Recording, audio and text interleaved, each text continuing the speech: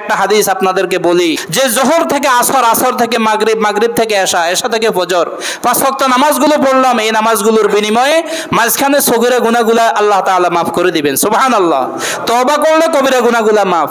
জোহর থেকে আগামী জোহর পর্যন্ত নামাজগুলোর বিনিময়ে সগীরা গুনাহ অটো মাফ, কবিরা গুনাহগুলো তওবার দ্বারা মাফ। আল্লাহ রাসূল সাল্লাল্লাহু আলাইহি ওয়াসাল্লাম বলেন ওয়াল জুমআতু ইলাল জুমআ, এক জুমা থেকে আরেক জুমা পর্যন্ত মাঝখানের যাবতীয় সগীরা গুনাহগুলো অটো মাফ, কবিরা গুনাহগুলো সাধারণ তওবার দ্বারা মাফ। 5 ওয়াক্ত নামাজ দিয়ে দিনের গুনাহ মাফ, জুমা দিয়া সপ্তাহের গুনাহ মাফ।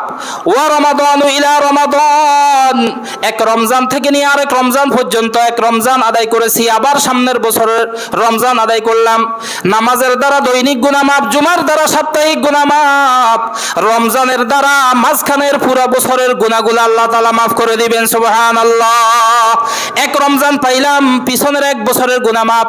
আরেক রমজান পাইলাম, আরেক রমজান পাইলাম, 7টা রমজান পাইলাম, 10টা পাইলাম, 20টা পাইলাম, 30টা পাইলাম, 40টা পাইলাম, 50টা পাইলাম, 60টা পাইলাম, 70টা পাইলাম।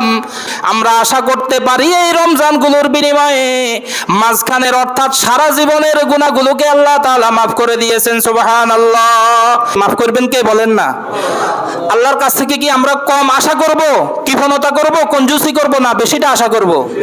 সংখ্যা আল্লাহ তাআলা কোরআন আর হাদিসের মধ্যে যা দিয়েছেন এটার উপরে সীমিত থাকবো না, আরো বেশি, আরো বেশি। কত বেশি? আমাদের ধারণার ভিতরে না বাহিরে। যে পরিমাণ আল্লাহ দিবেন এই পরিমাণ আমরা কল্পনাও করতে পারি না। অথচ আল্লাহ তাআলা বলেন আল্লাহু ইউদাইফু লিমান ইয়াশা, আল্লাহ যাকে যা চান তাকে তা বাড়িয়ে দেন। সুবহানাল্লাহ। গুরুত্ব দিতে হবে রমজানের, যে রমজানটা বছরে একবার পাইছি মানে পিছনের গুনাহগুলা, কজাগুলা, ঋণগুলা শুধু আল্লাহর কাছ থেকে মাপ।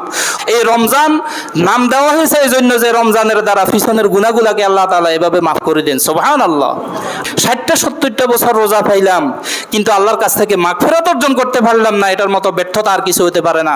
আল্লাহর রাসূল সাল্লাল্লাহু আলাইহি ওয়াসাল্লাম মিম্বরের প্রথম তলায় এসে বলেন আমিন, দ্বিতীয় তলায় স্তরে এসে বলেন আমিন, তৃতীয় স্তরে বসেন আমিন।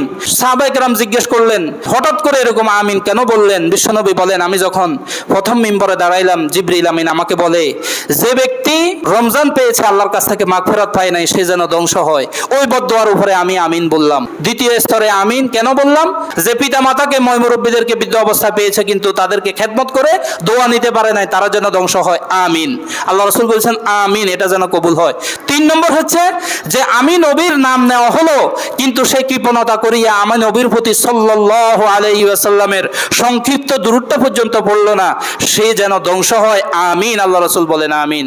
এজন্য রমজানকে বেকদর করলে খবরদার, খবরদার। খেলা দেখবেন তারাবির নামাজ